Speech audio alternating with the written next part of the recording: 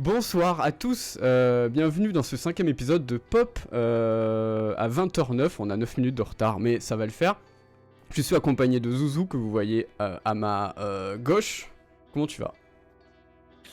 Ça va bien, hein. Et toi?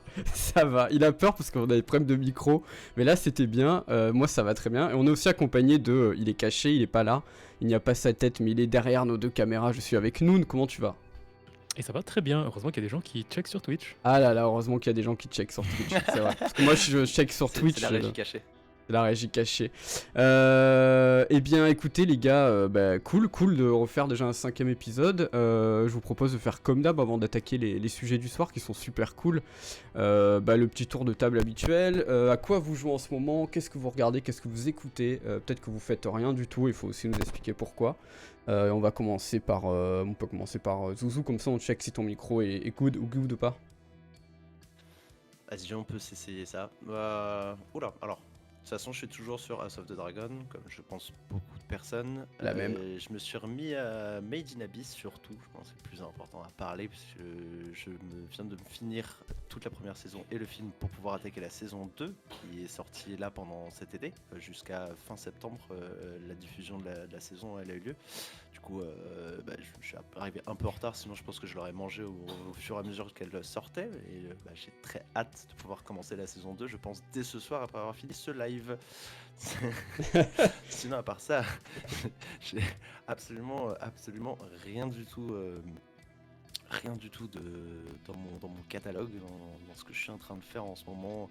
Si j'essaie de me faire quelques films, là les deux films dont on va parler, c'est les films que j'ai regardés. Je suis allé voir d'ailleurs Everything Everywhere aussi, au cinéma récemment. J'ai fait que voir des trucs. Je pense qu'à part ça, en jeu vidéo, je me connecte, je joue 5-10 minutes à Hearthstone, histoire de me rappeler le bon vieux temps. Tiens, d'ailleurs, quelque chose, petit fun fact que je raconterai, on m'a parlé d'un streamer au taf aujourd'hui, rapport à mes recherches, et il s'avère que le mec jouait à Hearthstone, donc bon, ça m'a fait un peu rire. Aïe, ça sent la maladie. De Daz d'ailleurs, Daz quelque chose, Daz JDM. Bon, on mettra son. Et voilà, et sur ce, j'ai plus grand chose à dire, donc je vais passer la main à Noon. Sinon, casse-toi, on va regarder ta série. Salut Auguste. Salut Augustin, comment tu vas? Ça grésille. Ouais, on Bon, va faire en sorte que ça grésille moins. Mais ça allait très bien au début, puis c'est sur la fin de tes phrases que ça bug. C'est très bizarre. Je pense que c'est Discord ce soir qui nous lâche un peu. Mais si c'est un problème, Zouzou redémarrera son PC, on va se débrouiller, on prendra le relais avec Noon. Et du coup, Noon, pardon, tu peux y aller. Je vous laisse la main. Je Oh, reviens oui. dans 2 minutes. Oh, ok, je vais essayer Ah, de remplir tout ça. Écoute, moi j'ai pas vu grand chose ces derniers temps, donc j'ai vu le film dont je vais parler rapidement ce soir, hein, Everything Everywhere All at Once. Qu'est-ce que j'ai vu récemment? J'ai vu le dernier court-métrage, moyen-métrage d'animation des studios Hardman, Robin, qui est sur Netflix, qui est absolument qui est très beau et très mignon. Donc voilà, c'est par les réalisateurs hein, de Wallace et Gromit, par toutes ces choses en stop motion, qui était assez cool. J'ai pas fini Elden Ring, je prends beaucoup trop mon temps, mais ça me permet de pas sentir la saturation hein, du jeu. Et voilà, je suis littéralement à la dernière ligne droite du jeu. C'est juste que j'essaie de faire les choses proprement parce que T'as je sais que combien j'arrive d'heures pas. là? J'ai combien d'heures? Je crois que j'approche des 200 heures de playtime Ah ouais, in-game, ouais. ou pas, d'accord. Et voilà. Et je pense que dans ces 200 heures, il y a au moins 5% de ce temps qui a été uniquement dédié à Malenia parce que je m'étais mis un petit challenge dans la figure. Mais voilà, je pense que j'en ai plus pour très très longtemps. Et voilà, sinon je suis en train de regarder, là, je teste vite fait la série Cyberpunk Edge Runner Ah, qui j'allais en parler. Oh bah voilà, j'en parlerai pas beaucoup, hein, mais enfin moi je regarde ça se regarde d'un œil Ouais, pour. j'aime bien. Ça passe. Pour l'instant, ça me transcende pas, je t'avouerai, mais voilà, ça se regarde un peu sans trop de problèmes, on va dire. Ouais, c'est ce que je voulais dire moi dans les trucs que je fais en ce moment. J'aime beaucoup cette série. Enfin beaucoup, c'est pas comme tu dis, ça se regarde. Après, je trouve que ça me replonge vraiment dans l'univers du jeu que j'ai envie de refaire maintenant que je sais qu'il est en parfait état, qu'il est très jouable. Parce que tu sais à quel point j'avais été déçu à la Comme sortie beaucoup. de Cyberpunk alors que j'en parlais énormément, que j'attendais ça comme le Messie. Donc là, ça m'a redonné envie de faire le jeu parce que tout le monde me dit que là, ça y est, Cyberpunk, maintenant, on peut le faire, quoi. Il est super bien mis à jour, il est bien patché. Ils ont rajouté des trucs sympas, des fonctionnalités cool et tout. Donc je me dis, ouais, bon, peut-être je vais le refaire dans l'année, là. Je vais redonner une chance. Essayer d'oublier mon expérience catastrophique que j'ai eue dessus. Et du coup, la série me replonge un peu dans l'univers parce qu'elle est très précise et très bien ancrée dans l'univers du jeu en termes de les multicorporations, les trucs d'implants, tout ça, les enjeux, les classes sociales. Enfin, il y a tout, je retrouve un peu tout, quoi. Tous les thèmes principaux. Et puis voilà, après House of the Dragon, et Zuzu nous a rejoint, re-enchanté, monsieur. Enchanté. Ah, ça a l'air un peu mieux, on va voir. Et du coup, voilà, donc Edge Runner et House of the Dragon comme Zouzou. Et je suis déçu, Zouzou nous a pas dit qu'il regardait notre série en ce moment. Que j'ai conseillé 1 milliard de fois sur ses émissions et en off quand on s'est vu. C'est vrai, c'est parce qu'on avait déjà parlé la dernière fois. C'est plus. C'est comment dire, c'est plus sporadique, mais puisque on est repassé sur Made in Abyss, mais c'est vrai que je suis sur Succession également. Tout à fait. Voilà. Très très cool.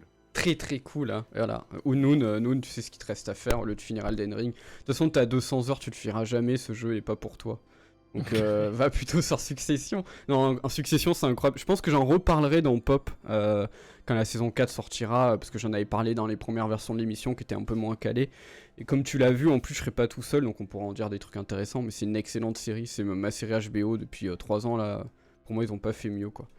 Et Je suis assez d'accord elle est surprenante parce qu'au début tu t'attends pas à grand chose et très rapidement tu te rends compte que à l'histoire il y a une bonne écriture, c'est intéressant, c'est très réaliste, tu peux vraiment rencontrer ce genre de situation dans le sens business parlant, hein, il y a beaucoup de réflexions, c'est un peu tiré par les cheveux tout de même, hein, ça reste c'est voulu, scénarisé, romancisé, ouais, pour que ce soit plus bumpy, hein, parce que sinon je pense qu'on se ferait un peu chier, ou sinon ce sera un petit peu comme The Big Short, ouais, que moi j'ai pas trop apprécié, parce non que plus. vraiment on s'ennuie un peu au bout d'un moment, ça devient trop lourd de contenu.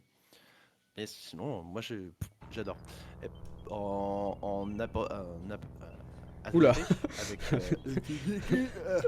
avec en à côté, on parle HBO. Je conseille moins We Own This City que tu m'avais conseillé. Je l'ai Ah ouais trouvé Oh. bien, mais alors en fait, il faudrait que je la regarde en pleine journée ou dès le matin et que je sois ultra focus parce que je trouve qu'il y a beaucoup plus de contenu que du Succession. Il y a énormément d'informations qui se Ah bah c'est qui se journalistique, dilient au hein. fur et à mesure. C'est journalistique. Exactement. C'est comme The Wire. C'est Hein. très... Ouais, c'est ça, c'est comme c'est du David Simon, mais je trouve que c'est bien plus poussé Ouais, je suis d'accord. que sur les derniers que j'ai pu voir, comme sur The Deuce par exemple. Et du coup, faut s'accrocher quoi. J'ai vu genre 3 ou 4 épisodes et j'étais là, waouh, en fait, j'ai quasiment rien compris. Ouais, en fait, Je c'est parce regarde que le montage est particulier. L'ordre c'est complètement anachronique. Hein, c'est pas. Oui. En fait, et c'est pas du tout indiqué les périodes où t'es, donc faut se raccrocher. Moi, le premier épisode, j'étais un peu en mode, j'ai rien compris. Donc après, tu comprends un peu par rapport au personnage que tu vois, à quelle époque ça se passe avant, après, bon voilà, ça se fait bien. Après, oui, c'est vrai qu'il a condensé une histoire assez dense en 6 épisodes, et il faut vraiment, comme tu dis, s'accrocher. Mais c'était un peu pareil pour Show Me a Hero avec Oscar Isaac, la série qui était sortie avant The Deuce en 4 épisodes, c'est un peu le même genre, c'est vraiment un docu-fiction série comme lui seul a le secret. Et il faut s'accrocher quoi. C'est vrai qu'en termes de montage, de rythme, c'est... Mais au moins on s'ennuie pas, contrairement à... C'est vrai que The Wire, beaucoup de gens disent la saison 1 est un peu ennuyeuse parce que c'est très lent, ça prend son temps, il y a 40 000 personnages. Là, t'as pas tant de personnages et je trouve que c'est assez... il se passe souvent des trucs, quoi. Après, il faut aimer le genre de David Simon, évidemment, quoi. En tout cas, l'histoire est hyper intéressante. Et surtout que tout est vrai, tu trouves ça hallucinant, quoi. Tu fais, mais c'est pas possible que ce soit passé, ce truc-là, quoi. Donc, voilà. En tout cas, Succession, hein. Regardez Succession, c'est incroyable.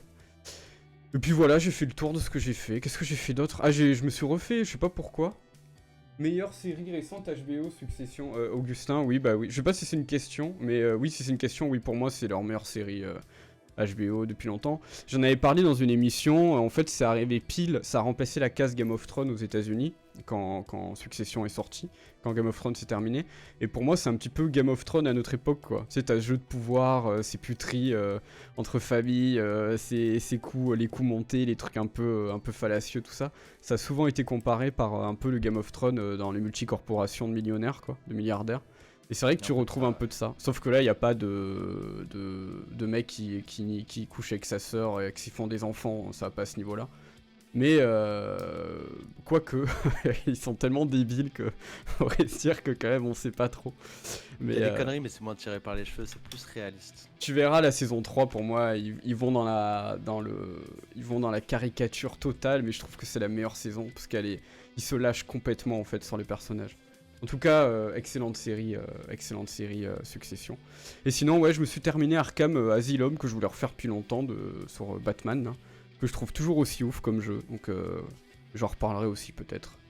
Sinon voilà, j'ai pas vu de film depuis masse de temps, j'ai même pas pu voir le docu sur Bowie, j'ai rien pu faire, donc du coup je suis très curieux de voir ce T'as qu'on... vu le docu sur Bowie? Non, non, je vais... Bah en fait, Quoi? il a été T'es programmé... sûr? Dans ma ville, il a été programmé en IMAX que pendant 2 jours, parce qu'il a été remplacé par Avatar, que tout le monde a déjà vu 40 fois, quoi. Donc j'étais un peu dégoûté. Donc voilà. Le remaster d'Avatar? Ouais, le remaster, du remake, ouais. Que ce soit vu, je Là, crois. ça- du coup. Ouais, je l'ai revu en remake. En plus, on m'a demandé, je vais vous dire exactement ce que j'ai dit à la sortie du film, parce qu'on est sorti parmi les premiers, et ils nous ont demandé si on voulait faire une interview. Je fais oui, pourquoi pas. Du coup, à la caméra, c'était simple. J'aurais dit, oui, ils m'ont dit qu'est-ce que vous avez pensé en voyant ce film pour la première fois. Je fais à peu près la même chose que ce que j'ai pensé quand je l'ai vu la première fois, il y a 11 ans, 13 ans, 12 ans, 11 ans. Bah, c'est beau, c'est très joli. En vrai, on prend une grosse claque visuelle. Ah bah oui, En ça. plus, la salle aidait de ouf. J'ai le vu Au Grenelle, ouais. ouais, à Beaugrenelle, exactement. La salle est incroyable. C'est stylé. Franchement, c'est très très stylé de voir un film là-dedans. C'est l'une des meilleures expériences cinéma que j'ai eues des dernières années, largement. Et c'est tout. En fait. Sinon, c'est un film un peu. Le scénario est pété. Quand je l'ai vu, j'étais pas déjà en train de me dire faudide. Et là, je me suis dit, bah non, c'est toujours pas mieux. Hein, même, c'est juste plus joli. Ouais. Et c'est tout ce qu'on peut attendre d'Avatar 2. Je pense que ce sera vraiment, ce sera quelque chose d'incroyable visuellement parlant. Et c'est sûr que c'est ce qu'il va nous proposer. Et c'est un peu son motto, hein, de nous proposer du visuel, quelque chose qui nous met une claque. Mais après, on va pas se taper un très beau scénario, ça va pas être les meilleurs acteurs du monde, on va pas se dire ouais, ce film on peut pas s'en passer. C'est un peu comme Gravity, si tu le vois au cinéma c'est stylé, si tu le vois ailleurs c'est nul à chier. Oui, ça me rappelle le personnage ultra caricatural du colonel là dans Avatar, il me tue à chaque fois. Comme il est horrible ce personnage, le grand méchant quoi. C'est vraiment le méchant de Sonic quoi, tu vois. Ouais, dans son vaisseau, il ricane, on va tous les tuer. Oh là là là là, c'est incroyable quoi. Comment c'est mal écrit. Mais après, le film est sublime, je suis d'accord, visuellement. Je pense même que le film est sorti il y a quasiment 15 ans, il n'y a rien qui l'a égalé aujourd'hui pour ce plan-là quoi. Et je sais pas s'il utilise les mêmes technos qu'à l'époque ou s'il a repoussé les limites James Cameron pour le prochain, on verra. Mais j'irai le voir le 2.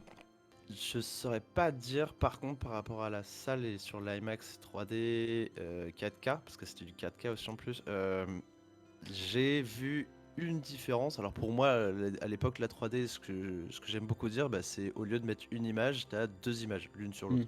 C'est à peu près tout ce qui fait la grosse différence. C'est pour ça que je trouve la 3D un peu naze en soi, sauf sur certains films comme Avatar ou Gravity. Même si j'ai pas vu Gravity, mais on m'en a dit beaucoup de bien, j'aurais beaucoup aimé le voir. Là, c'est au lieu de 2 couches, j'en voyais 3. Ah ouais, d'accord. Tu vois ce que je veux dire? C'est au lieu Ouais, de 2 niveaux de profondeur, Un pour il y a chaque 11 ans, là je voyais 3 niveaux de profondeur. Ouais, d'accord. Il y avait vraiment un premier plan, un deuxième plan, un troisième plan, en termes de 3 dimensions. Voilà. Donc c'était plus sympa, ça faisait plus mal aux yeux par contre. C'est bien les couches, heureusement qu'on a des couches quand même, parce que sinon, ce serait sale. Ogre avoir couche comme oignon avoir couche. Ouais. Ouais, au cinéma, il faut des couches. Hein. Non, mais cool. Mais Faut j'irai le voir en rentrer dans 3D. Comme dit Je te dose, je suis assez d'accord. C'est un des seuls films 3D efficaces que j'ai vu Avatar à l'époque. D'ailleurs, ça m'avait un peu blasé tous les films 3D qui étaient sortis après. Parce que tu disais, en fait, ouais, c'est de la 3D pour. Lui, bon, James Cameron, on se doute qu'il a prévu son film pour cette techno. Il fait rien au hasard à chaque plan. Très beau film. J'ai hâte de voir le 2. En même temps, je suis pas non plus méga hype en mode, waouh, ça va être le film de l'univers. Mais j'ai hâte de voir. Mais je pense que j'ai un peu pré-shot le scénario en voyant le peu de bande-annonce qu'on a. Mais on verra ça. Je vous propose de passer au sujet, parce que ça fait déjà 3 heures là qu'on est sur l'intro. En tout cas, le son est nickel, Zouzou, donc c'est bon. Je pense que ton PC, c'est même mieux. Il fallait un petit redémarrage quoi. Voilà, un petit redémarrage, c'est toujours comme ça. Ça vous dit qu'on passe au premier sujet? C'est parti. Allez, The Worst Person in the World. À toi, l'ami. Alors, je vais commencer par une très bonne introduction. Je n'ai absolument rien préparé. Et ce film, par contre, quand je l'ai vu, je m'attendais à quelque chose d'incroyable. C'est-à-dire que quand tu regardes les critiques, elles sont extrêmement positives. Il fait partie des must-see sur Metacritic.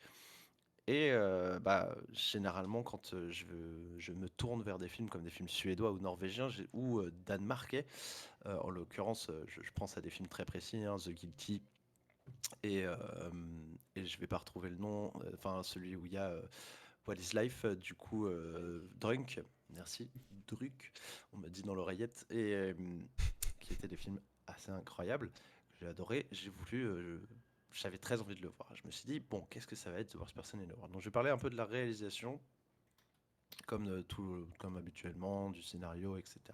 Sur la réal, on est sur quelque chose de somme toute classique, avec des beaux plans. Ouais, on a une belle photographie aussi.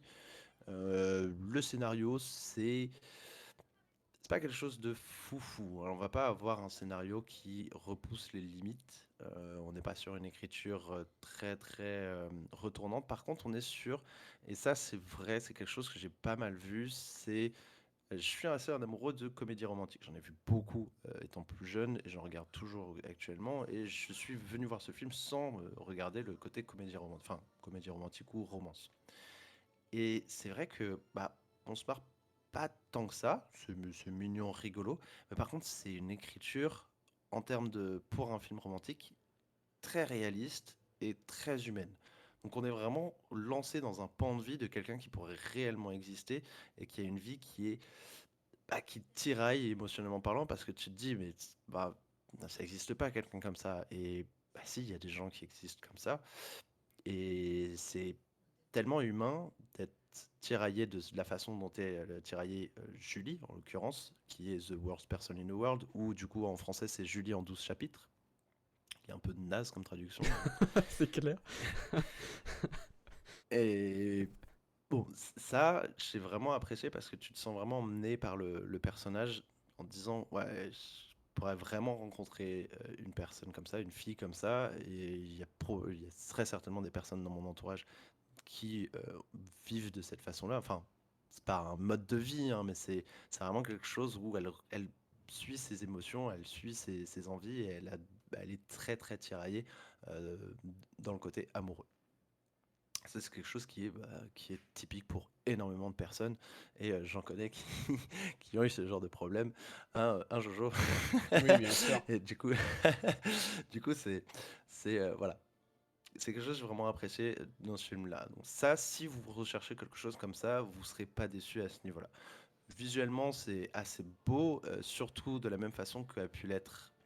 Je parlais de la photographie et de la réal, comme l'a pu être Drunk. Justement, c'est des plans qui sont réalistes, mais des beaux plans. On n'est pas sur quelque chose qui tiraille sur le dynamisme ou qui essaie de donner un peu trop de couleur ou de vigueur. C'est beau, cherche de la beauté dans des plans réels, dans des plans qui existent, sans utiliser des drones, des hélicoptères, faire des plans avec classiques de transition où tu as un personnage qui conduit et tu as un hélico qui passe au-dessus d'un pont à l'américaine, quoi. C'est bien plus humain, c'est bien plus terre à terre. Et ça, j'aime beaucoup quand je vais regarder un film chez moi. C'est pas un truc que je vous conseille de le voir au cinéma, même s'il est plus au cinéma aujourd'hui. C'est pour voir vraiment à un moment se dire, ouais, là, je suis face à quelque chose de réel, de terre à terre, qui veut vraiment me transmettre un moment de vie. Quelque chose que même peut-être le scénariste, les scénaristes, pardon, ou le réalisateur ont vécu eux-mêmes. Enfin, sur les personnages, bah, l'actrice, je la trouve très très prenante. Les acteurs sont bons aussi. Alors l'actrice, c'est Renate Reinsve, si je dis pas de bêtises, et les deux acteurs principaux, c'est Herbert Nordrum et Anders Danielsen Lee. Personne ne connaît ça, hein. D'ailleurs, j'ai pas parlé du film en lui-même. Il a été, j'allais dire dirigé, réalisé par Joachim Trier, qui est connu pour la beauté de son film. D'ailleurs, pas mal de personnes ont dit que le début, on se sent tout de suite on se sent tout de suite happé et au fur et à mesure ça ralentit un petit peu. C'est un rythme romance et il y a beaucoup de choses qui se dévoilent et il y a un petit peu d'écroulement en termes de scénario. Donc forcément on peut s'accrocher au début et se sentir un petit peu ralenti sur le long terme. Comme sur Belle dont on avait parlé à la dernière émission. Et enfin, bah, sur le rythme, je viens d'en parler, du coup, ce côté accéléré au début, entre guillemets, hein, vraiment, là, ici, c'est un peu moins comme, c'est un peu moins, ça se ressent moins que sur Belle, mais il y a un petit côté accéléré au début, puis ralenti. Donc, si je devais conclure, je vous dirais, vous cherchez une romance originale, humaine, mais, euh, mais pas trop, bah, pas jolie, hein, du coup, pas avec un happy ending, avec tout fini heureux au pays des merveilles. Allez voir The Worst Person in the World, ou Julie en 12 chapitres. C'est en salle là en ce moment?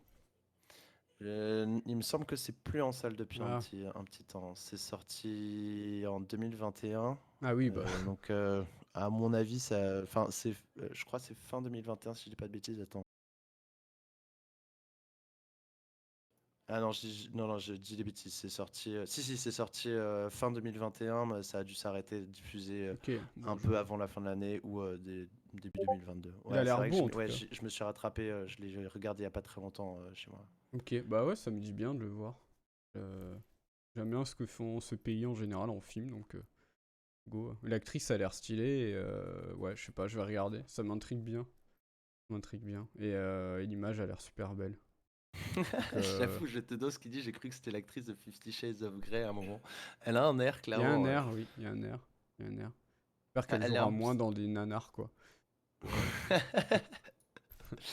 C'est un peu... Le personnage ressemble un peu, hein, dans le côté tiraillé, romance, un peu chelou, même si elle est pas côté SM, hein.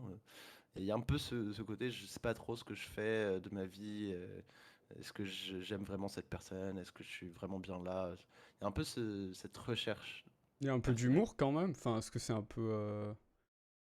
C'est pas un drame, c'est Ouais. vraiment plus se porter sur. Euh, En fait, si tu veux, moi, j'ai pas ressenti le côté comédie, j'ai plutôt ressenti le côté joli et Mm. tente des petites approches sur le scénario pour alléger ce qui arrive. Mais il y a D'accord. et même les aspects dramatiques du film sont pas tiraillés avec des musiques avec des notes de piano, Ouais, bien sûr. des cordes Oui. longues où t'as envie de pleurer tellement c'est chiant à entendre. Est-ce qu'il y a Patrick Sébastien dans le film? Ouais, il y a quelqu'un qui fait tourner sa serviette Ah, dans une non, mais c'est soirée. pour savoir s'il était drôle ou pas. S'il n'y a pas Patrick, il peut pas être bon le film. Voilà. J'en peux plus de ce mec. Tu l'as pas vu toi? Absolument pas, non. Alors donne-nous une note sur 10. Ça qui n'a aucun Enfin, sens. je dirais Patrick sur 10.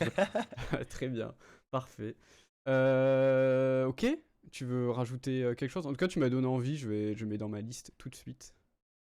Voilà, il est dans ma liste. Vous avez vu, j'ai noté avec mes mains sans bouger. Allez, mets-les dans ta liste. Allez. Si bah, la seule chose que je pourrais ajouter, c'est ouais, si vous avez un petit moment que vous voulez regarder un truc avec votre copine, mais une romance particulière, vous pouvez. Ça va pas être ouf, incroyable, hein, je suis pas trop d'accord sur le fait que ce soit un must-see. Cela dit, ouais, si vous avez, je sais pas, si vous avez pilé plein de comédies romantiques, plein de films romances, et que vous trouvez ça tout nul, bah vous pouvez regarder ça pour vous changer un petit peu et vous dire ah bah c'est différent quand même, très différent. Ok, ouais, ça me dit bien. Je vais tenter l'aventure. Ça a l'air cool. Il faut que je regarderai si on peut le regarder légalement en VOD. Je préciserai dans la description de l'émission quels sont les moyens pour le regarder. Ok, merci beaucoup, Zouzou, avec ton son parfait et cristallin. Ah, Euh, ça fait plaisir ça. C'était crisp. je peux passer à l'œuvre 2 si vous voulez. Allez, va sur Ultra, parle-nous d'Ultra. Alors, Qu'est-ce que c'est? très compliqué de parler. Alors, c'est la première fois qu'on parle d'un album de musique dans Pop, parce qu'on s'est dit que, enfin, après tout, c'est le but de l'émission, mais on parle rarement d'album. Déjà parce que vous parlez d'un album sans vous faire écouter des extraits, c'est un peu chelou, parce qu'autant les films, on peut montrer des images, mais autant, ouais, la musique, c'est compliqué. Mais je vais. Valentin dit j'arrive au bon moment. Bah oui, il aime bien Dépêche Mode. Je te dose aussi qui est fan, donc je vais essayer d'être à la hauteur, les gars. Ultra, qu'est-ce que c'est? Je vais déjà contextualiser parce que je voulais vous parler de cet album de Dépêche Mode en particulier, qui est un album qui est très important pour moi dans ma vie. C'est pas juste un album de musique lambda que j'ai écouté souvent, c'est plus que ça. Et c'est le 9e album de Dépêche Mode, du coup. Et on dit souvent que l'état mental et physique et psychologique d'un artiste se reflète dans l'œuvre qui va nous pondre. Je sais pas pourquoi Zouzou est complètement coupé dans le stream. Qu'est-ce qu'il fait? Il y a un bug? Attendez, j'essaie juste de corriger ça en direct parce que ça va pas du tout. Voilà, excusez-moi. Qu'on dit souvent que l'état psychologique, la fragilité, ou si un artiste est de bonne humeur, il va faire une œuvre plus joyeuse, ça tout le monde le sait, c'est valable dans tous les arts. Je vais vous contextualiser un peu Ultra, dans quel contexte l'album a été réalisé. Donc je vais pas aller sur l'histoire de Depeche Mode, hein, c'est un groupe qui a été fondé dans les années 80 à Basildon, en Angleterre.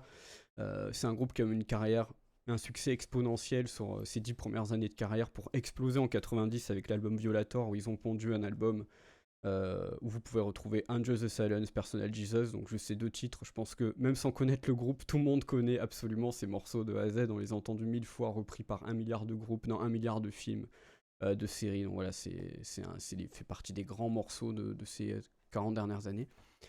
Après cet album, Violator, le groupe a entamé un album, donc c'était le 8ème, qui s'appelait Song of Faith and Devotion en 92, où ils sont vraiment allés sur du rock, c'est-à-dire que le dilemme qu'avait Depeche Mode, c'est que c'est quand même un groupe de synthwave, donc comme vous vous en doutez, quand les années 90 sont arrivées, avec l'arrivée du hip-hop, du grunge, du metal, les groupes qui n'ont pas réussi à se moderniser, ils sont morts instantanément. Genre, si tu refaisais un album de synthwave avec des vieux claviers électroniques, il y avait peu de chances que ta carrière redécolle, que tu sois has-been et que tu meurs dans l'industrie musicale à tout jamais. Il y a des groupes qui ont réussi à faire ça, mais c'est très rare. Depeche Mode, ils ont dit non, on va faire du rock. Ils ont fait Song of Faith and Devotion, ça ouvre sur I Feel You, c'est un gros riff de guitare énorme qui a influencé plein de groupes de métal derrière. Voilà, c'est Depeche Mode, on les aime pour ça, pour leur mélange d'électronique et des grosses guitares et la voix de Dave Gahan qui est très rock et très puissante. Ils ont entamé une tournée en 93-94 qui s'appelait le Devotional Tour, qui a été une catastrophe. La tournée était incroyable, mais Dave Gahan est devenu toxicomane au dernier degré. Il dormait dans des repères à junkies, il arrivait en retard au concert. Martin Gore, qui est le compositeur du groupe, était alcoolique. Il y a Andy Fletcher qui nous a quitté au mois de mai dernier d'ailleurs, qui était complètement dépressif. Donc autant vous dire que c'était pas le meilleur état mental pour faire un album, et physique. Et en plus de ça, après cette tournée, Alan Wilder, un des membres pionniers du groupe, qui avait rejoint le groupe pour le 3ème album, s'est dit je me casse, j'en ai marre de cette ambiance, les gars, les refs, c'est trop nul, je me casse. Donc en gros, vous avez un groupe qui se retrouve avec un chanteur complètement toxicomane qui tient même plus debout, un compositeur alcoolique, un musicien dépressif et un membre qui se casse. Waouh, tu fais bon, bah c'est la mort du groupe, le groupe est fini. Ils décident quand même en 95 d'aller en studio pour faire leur 9ème album qui va s'appeler Ultra. Donc du coup on en vient au sujet d'aujourd'hui. Ultra qui se fait dans la douleur, puisque vous avez d'une part Dave Gahan qui est hospitalisé la moitié du temps, qui a d'ailleurs été mort cliniquement 2 minutes, déclaré mort cliniquement 2 minutes, donc bon autant vous dire que c'était pas hyper stylé comme situation. Et on a Martin Gore qui est tout seul en studio et qui essaye de se dépatouiller pour faire un album, qui hésite même à en faire un album solo tellement c'est une catastrophe. Personne ne vient, ils ont aucune... Enfin, c'est une cata. Alors imaginez demain, vous voulez faire un film, vous arrivez sur le tournage, il n'y a personne qui vient, l'acteur il est complètement bourré, votre caméra sont pétées, il n'y a rien qui va, genre c'est un enfer quoi. Genre un film de Luc Besson. Du coup... il commence à faire ses albums, l'album tout seul, avec des paroles évidemment très percutantes, très touchantes. Et Dave Gahan commence à aller un peu mieux, il sort de Désintox, et le peu de fois qu'il vient en studio, les prix sont pas bonnes, parce que quand vous avez pas trop chanté pendant 2 ans et que vous avez été hospitalisé la moitié du temps, votre voix elle est un peu pourrie. Donc il reprend des cours de chant, et finalement ils arrivent, tant bien que mal, à terminer Ultra, qui est clairement... si on aurait pu penser que c'était la mort du groupe, une totale renaissance artistique de Depeche Mode. Et moi, je vous le dis clairement, c'est un groupe que j'écoute depuis que je suis gamin. Ma mère m'a élevé avec Depeche Mode. Je crois même qu'elle avait un concert d'eux quand elle était enceinte. Enfin, c'est toute ma life, ce groupe. C'est mon album préféré. Et c'est aussi l'album que je conseille aux gens qui connaissent pas le groupe. Et que je conseille aussi aux fans de métal que je connais. Parce que souvent, ils pensent que Depeche Mode, c'est un vieux groupe qui fait de la vieille synthwave, Just Can't Get Enough, etc. En général, tu leur mets Barrel of a Gun, le premier album du morceau, ils sont par terre, quoi. Alors toi, je sais que Zouzou, tu devais les voir en concert et que t'étais trop bourré pour les voir. C'est Voilà. pas moi. C'est pas toi qui les avais ratés? Un festival? On était en festival, c'est El Raku qui les a ratés. Ah, je croyais que c'était l'inverse. Je les ai Du coup, vus. t'avais kiffé, toi, sur scène. Ah oui, carrément, Voilà. j'ai adoré. Alors, faut savoir que toi, tu les as vus au Main Square, c'est ça? Non, on était parti aux Vieilles Charrues. Ah, Et c'était aux Vieilles pour Charrues. la petite histoire, l'anecdote sympathique, El Raku, du coup, avait un camelback. Et on était arrivé, j'étais arrivé avec du rhum et du citron, rien d'autre. J'ai mis du rhum et du citron dans son camelback. Sauf que- sauf qu'il a bu ça comme un biberon. Et du coup, à 16h, 1 heure avant le concert, il est tombé. Il est Et dormi dans sa voilà tente pourquoi il a pendant raté. 2h30. Mm. Et quand il s'est réveillé, le concert il était bien, il était fini depuis un moment, quoi. Donc c'est de ta faute. C'est complètement de ma faute. Ouais, bon, bref. En tout cas, toi, tu les as vus en festival, mais il faut savoir que pour en revenir à Ultra, c'est un album que le groupe a beaucoup renié pour plusieurs raisons. Déjà, ils étaient tellement dans un état psychologique lamentable et l'album a coûté tellement cher à produire par rapport au peu qu'ils ont fait en studio qu'ils ont touché symboliquement une très petite somme en dollars. Hein, ça se compte en billets de 10, quoi, même pas, je sais plus comment c'est exactement. Ils ont rien gagné pour cet album. L'album s'est bien vendu, a une bonne critique, mais il n'y a pas eu de tournée. Et comme vous en doutez, dans les années 90, quand tu faisais pas de tournée pour ton album, il rapportait pas des masses, et en plus tu le défendais pas sur scène, et du coup tu passais pas sur tous les plateaux pour annoncer des tournées et tout, et les gens ont tendance un peu à t'oublier, quoi. Heureusement, ils sont revenus en 98 avec un best-of, une tournée un peu best-of. Ce qui en général n'est pas bon signe, hein. Quand t'as un groupe et que tu fais une tournée best-of, ça sent un peu la fin, quoi. Et on a eu de la chance, c'est que Defgan allait très très bien. Ils sont un peu sortis tous de leurs démons et ils ont après en 2001 sorti Exciter et depuis ils sortent que des bons albums. Je crois que c'est le seul groupe qui a 40 ans de carrière qui a fait quasiment que des bons albums, au moins quand ils sont moins bons, ils sont quand même bons, quoi. Et, euh, et du coup, Ultra, pour en revenir à cet album, il est incroyablement sombre. C'est-à-dire que vous sentez dans les sonorités, il y a vraiment un truc, dès le morceau, dès l'intro de Barrel of a Gun, je sais pas si tu l'as déjà écouté, Zouzou, mais t'as vraiment un truc où tu fais, ok, bon, on va pas rigoler, quoi. C'est pas les sardines de Patoche pour revenir à lui, c'est vraiment d'un sombre. Je pense même The Cure n'ont jamais atteint ce niveau-là de somme dans leur musique, tu vois. C'est vraiment c'est ténébreux, c'est sombre, c'est la dépression assurée. Et en même temps, plus t'avances dans l'album, plus tu sens un peu d'espoir arriver. T'as Homme qui est un des plus beaux morceaux, t'as des violons sur le refrain qui sont magnifiques, avec la voix de Martin Gore. Martin Gore chante beaucoup sur cet album, parce qu'évidemment Defgan ne pouvait pas chanter sur tous les morceaux vu son état. Vous avez Sister of Night qui est un morceau incroyable, et vous avez Insight, euh, le dernier morceau de l'album, qui est une petite note d'espoir musicalement. Il est un peu plus mélodieux, les harmonies sont un peu plus joyeuses, on est sur des accords un peu plus majeurs, et on a des petits riffs de guitare aussi qui rajoutent un peu de couleur à cet album qui est vraiment noir et blanc, quoi. C'est vraiment le sombre absolu. Et le groupe sur cet album-là voulait dire en gros, bon, bah, on a fait mourir et pourtant on est là. Et je vous conseille vraiment, si vous voulez en savoir plus, il y a un documentaire qui est sorti quand l'album était ressorti. Je vais vous trouver le nom du bonus. Le documentaire s'appelait Dépêche Mode 95-98 et le nom de générique c'était Oh Well, It's the End of the Band. Donc c'est vraiment pour vous dire que même le groupe se disait bon ok on est foutu quoi, on n'y arrivera pas à se relever de cette situation. Et pourtant par la musique et par cet album incroyable qui est Ultra, ils ont réussi à le faire, ils ont réussi à dépasser tout ça et devenir le groupe qu'ils sont aujourd'hui. Et si je vous en parle aussi aujourd'hui, c'est qu'ils ont annoncé aujourd'hui à 13h leur nouvel album et leur nouvelle tournée après quasiment 45 ans de carrière. Donc je pense qu'il y a très peu de groupes qui peuvent en dire autant. Et avec apparemment une qualité musicale toujours au rendez-vous, vu le petit extrait qu'on a entendu. Donc voilà, ça me fait vraiment plaisir de vous parler de Ultra. Et sans extrait, c'est difficile de vous donner envie de l'écouter, mais ayez la petite oreille curieuse si vous l'avez toujours pas fait. Vraiment, aujourd'hui, vous pouvez l'écouter en 2 clics. Vous allez vraiment tomber dans quelque chose de magnifique, quoi. Et, euh, et voilà, par contre, n'écoutez pas ça voilà, en soirée avec vos potes ou dans une boum ou quoi, évidemment, parce que vous allez m'en vouloir, mais vraiment mettez-vous en condition et vous allez passer un moment incroyable. Et je pense que si vous ne connaissez pas le groupe, c'est une très bonne porte d'entrée pour écouter tout le reste. Et voilà, c'était ce que je voulais vous dire sur le magnifique Ultra de Nice. Dépêche Mode, sorti en 97. Et Voilà. maintenant, j'ai juste envie de réécouter Ultra. Et j'ai Ah. pas envie d'écouter le nouvel album. Mais si, de toute façon, il sort en mars, le nouvel album, t'as le temps. Ultra, c'est incroyable. Et d'ailleurs, ce que je te disais, c'est que du coup, tu l'as vu en 2000, t'as vu le groupe sur la dernière tournée. J'avais dit qu'ils ont beaucoup boudé cet album, et sur la dernière tournée, ils ont quasiment joué l'album en entier pour fêter ses 20 ans.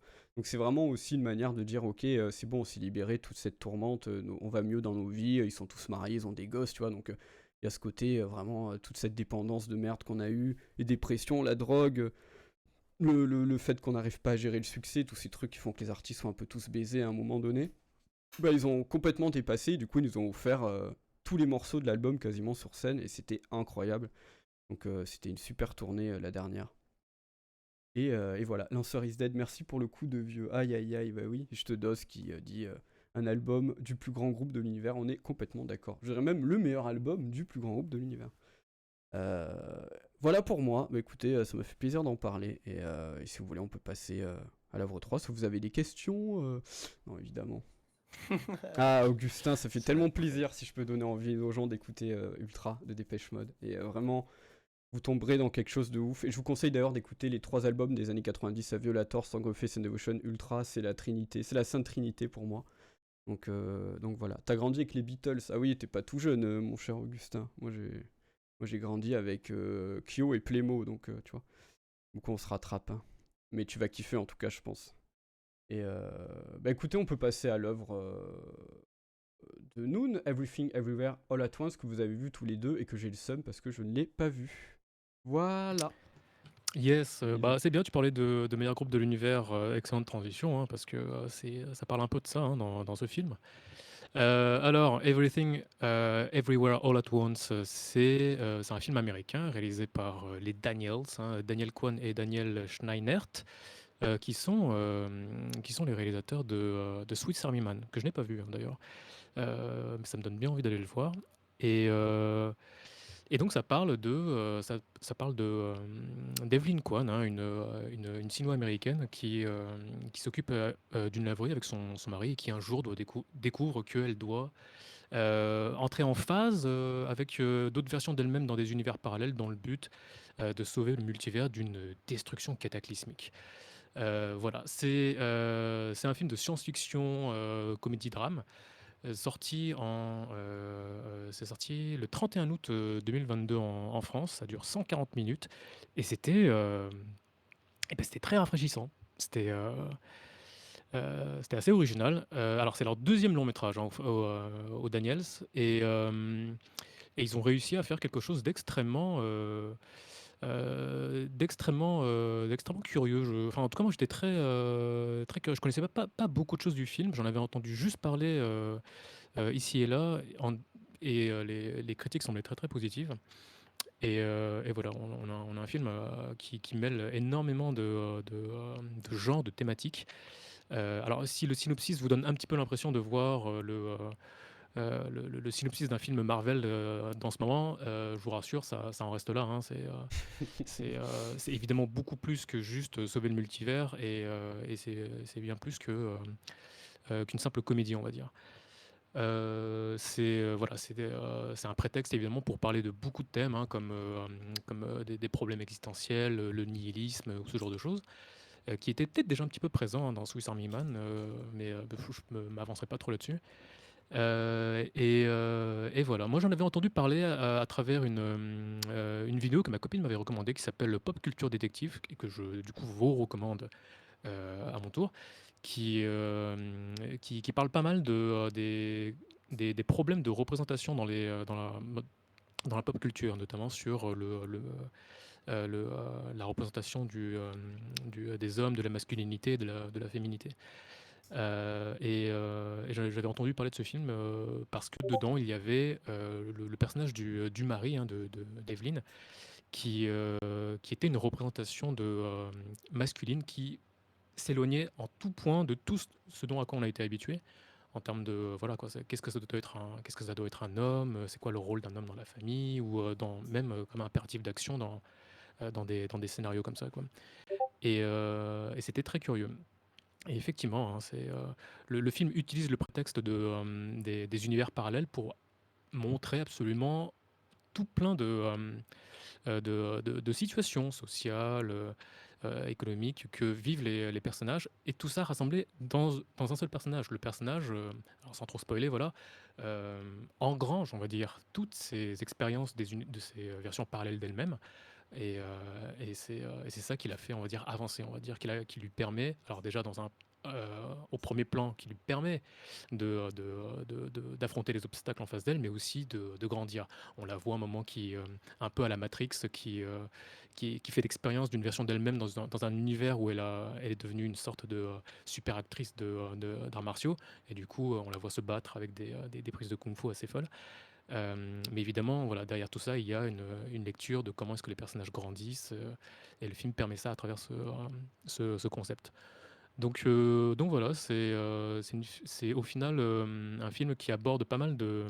Oui, c'est un film produit par A24, hein, donc alors il est devenu le film de cette boîte de production qui a fait la plus grosse entrée au box-office, je crois, devant Héréditaire. Et voilà, je vous le recommande vraiment, vraiment chaudement, hein.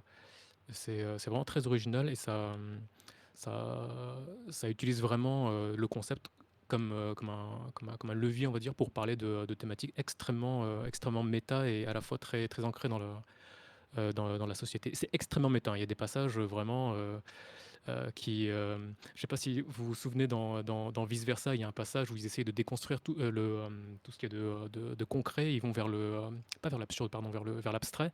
Et ça fait des scènes absolument méta visuellement. Il y a un peu de ça dedans.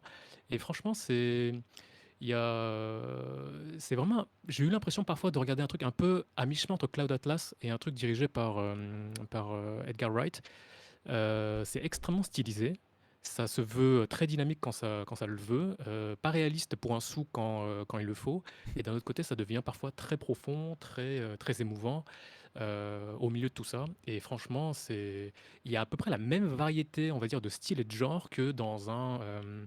comment il s'appelait ce film coréen de Naong Jin, là où on savait pas du tout où est-ce que ça allait. Ça faisait à la fois des trucs de Strangers. zombies, d'horreur. Exactement, Strangers, quoi. Ça a à peu près, on va dire, un scope à peu près aussi large. Tu me diras, Zou, si tu penses pareil que moi, mais ça brasse en fait. Ça brasse de ouf. Et pour être tout à fait honnête, au début, je savais pas trop vers quoi ça allait tendre parce que pendant que le film est en train de poser, on va dire, les bases de son concept un peu prétexte, tu te laisses aller un petit peu au début. Tu te dis, bon, d'accord, les univers parallèles, qu'est-ce qui se passe?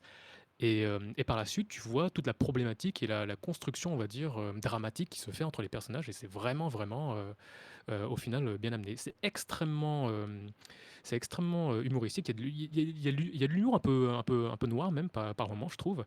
Il y a des choses extrêmement absurdes. Et franchement, voilà, c'était extrêmement rafraîchissant et je vous le J'ai recommande chaudement. trop envie de le voir, je vais complètement rater. Je crois qu'il est encore en salle, je vais essayer de le choper cette semaine. Il y a moyen qu'ils soient encore en salle. Il est encore en salle. Je Il l'ai est resté. vu Ouais. semaine dernière. Ce week-end. Je l'ai vu ce week-end. En plus, moi je suis à Montpellier, il passe dans des grandes salles quoi. Mais je crois que c'est la première fois que je vois un film de cette distrib là qui se retrouve dans autant de grandes salles aussi longtemps, tu vois, donc c'est trop cool. Et comme tu as dit, t'as dit le mot, je pense que tous mes potes qui ont vu le film me disent le même mot, c'est original. Et juste pour ça, j'ai envie de le voir parce que ça fait du bien, un peu d'originalité, surtout dans ce genre de délire-là, de multiverse, tout ça.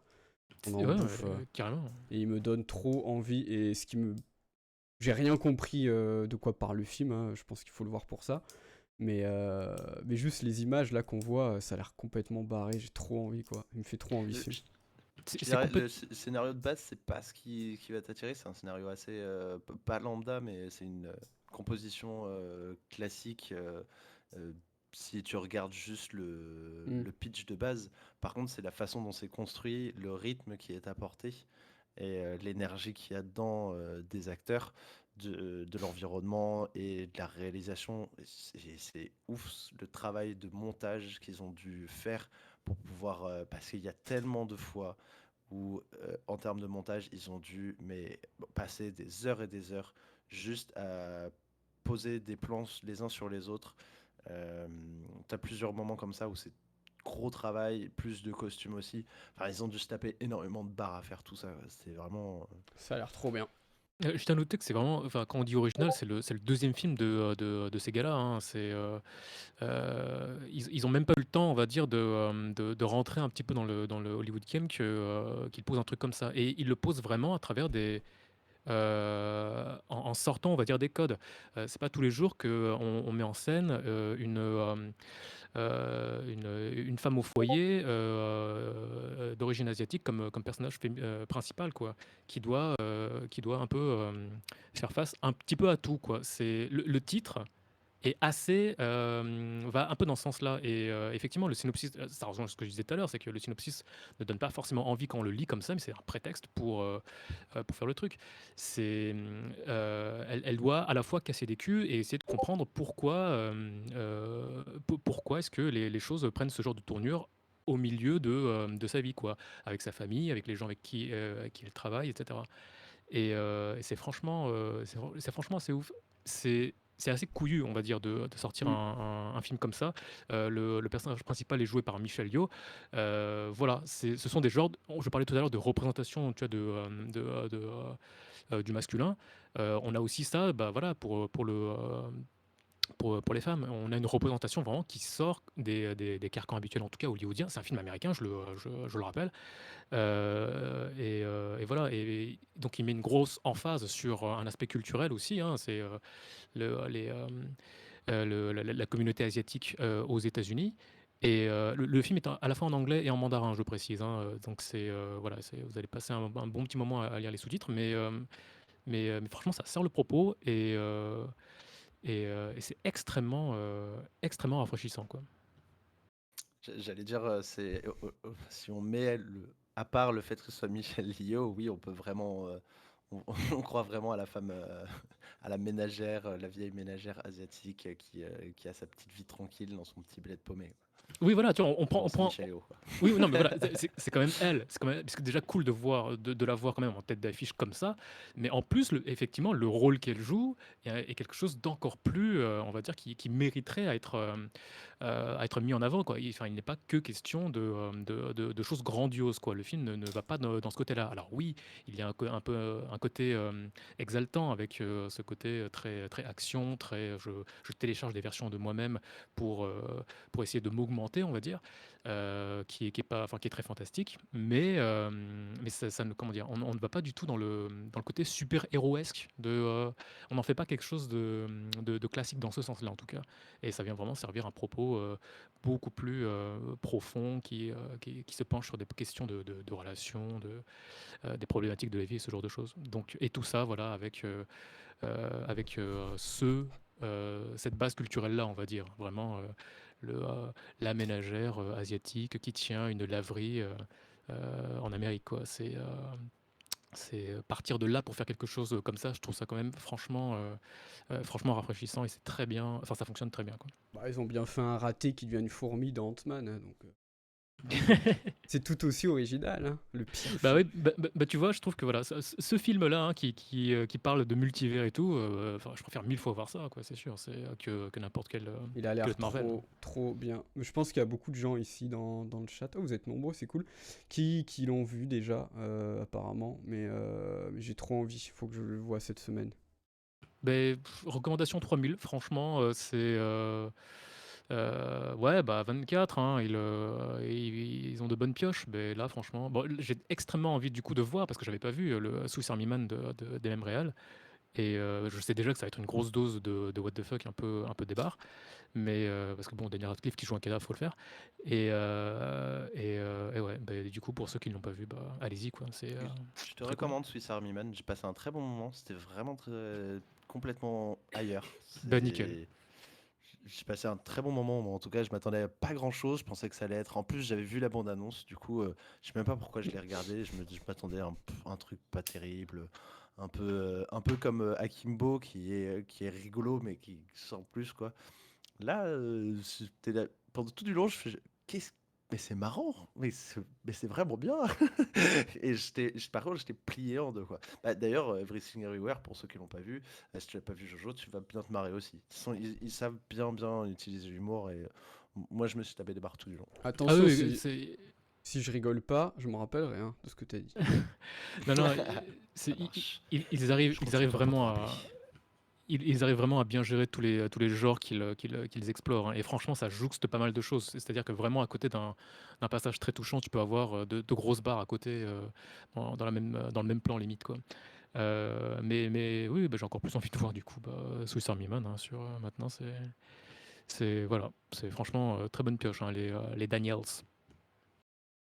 Trop bien. Complètement. Et puis, il y a un côté beauf qu'on adore. Je sais pas pour Swiss Army Man, hein, je trouvais qu'il s'en sortait assez bien dans Everything Everywhere All at Once. Il y a effectivement des passages où on se dit vraiment waouh, c'est un peu le côté humour noir que j'avais pour moi, hein. Il joue vraiment d'une absurdité un petit peu olé olé parfois, et je sais pas s'il appellerait ça beauf pour ce film-là en tout cas, peut-être pour, ouais, pour Swiss Army Man, mais en tout cas, ils arrivent à le faire avec une bonne justesse, je trouve. Ça devient jamais too much, quoi. Et ils rebondissent très bien là-dessus, et c'est vraiment désopilant et très original. Je sais pas, moi Merci j'ai beaucoup. les doigts saucisses, les googly eyes, c'est le genre d'humour que moi je pourrais faire. J'ai un humour de beauf. Mais peut-être que, peut-être que Mais je tu, suis mais tu mauvaise vois, langue. même dans un truc qu'on pourrait, effectivement, maintenant que tu me le rappelles, associer ça à un truc beauf, et ben eux, ils arrivent même en une scène parfois à faire à la fois quelque chose de beauf, de ridicule et de touchant. C'est une bonne illustration. J'en dis pas plus pour pas spoiler, mais oui, même ce truc-là, quand tu regardes ça, tu fais wow, ok, d'accord, on est vraiment dans le multivers, il peut y avoir vraiment des trucs vraiment stupides et ridicules. Bah, même avec ça, ils arrivent à contribuer à l'aspect, on va dire, émotionnel quoi, du film, et bon, bah, ils y arrivent bien, quoi. Donc bon, allez-y, hein, si vous n'avez pas vu, go, c'est un très bon film. Merci beaucoup. Bah écoute, je vais demander à mon cousin américain de m'envoyer le Blu-ray par la poste. Ça, je regarderai légalement chez moi, Yes. sauf s'il est encore en salle. D'ailleurs, je pourrais vous donner le contact de ce cousin dans le chat si vous le voulez, il est assez sympa. Il pourra vous envoyer tout Go- ce que vous voulez. enfin, franchement, essayez de le voir au cinéma parce que ça vaut vraiment le coup, hein. Non, il faut, mais j'ai pas d'amis moi, donc c'est compliqué. Faut que je trouve des amis imaginaires, j'irai avec eux. Je prendrai 3 places. Mais vas-y tout seul, Ça me ça marche coûte très bien cher. aussi.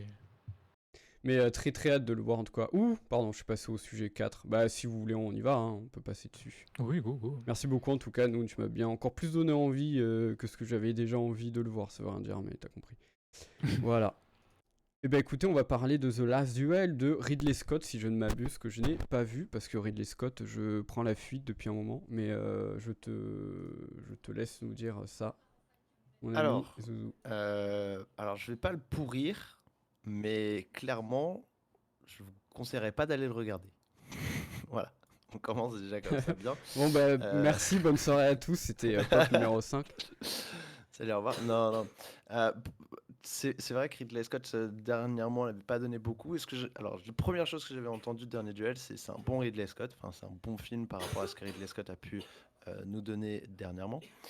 Euh, c'est un film qui se découpe en 3 parties et qui est plus intéressant sur la deuxième et troisième partie, et surtout la troisième, et la première étant nulle.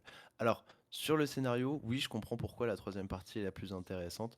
Pourquoi il a été découpé en 3 parties, je ne comprends vraiment pas. Et si on m'explique que c'est par rapport au point de vue des différents personnages, alors dites-moi pourquoi est-ce qu'il y a plein d'éléments qui sont absolument similaires, et il n'y a absolument rien de vraiment différent entre chaque personnage, alors qu'on sait très bien que quand 3 personnes doivent se défendre de quelque chose, eh bien, ils donnent des versions complètement différentes. Donc voilà, comme quoi, le scénario, ça pue la merde. Voilà, point. Ça, c'est mon avis. Mais en vrai, le scénario est pas très bien écrit. Pour revenir sur un point d'analyse, c'est pas excellemment écrit. Il n'y a pas énormément d'originalité. C'est beaucoup de répétitions sur 3 parties. Et finalement, si on regarde la globalité, essayer de donner une tranche d'histoire au travers de quelque chose de romancé comme ça, soit tu le romances complètement, soit tu nous donnes vraiment une tranche d'histoire. Et il est allé un peu entre les deux mondes. Il y a des moments où je trouvais ça appréciable de voir quelque chose d'à peu près réaliste de l'univers, d'un univers féodal, enfin moyen-oriental, j'allais dire, ouh, yeah, moyenâgeux.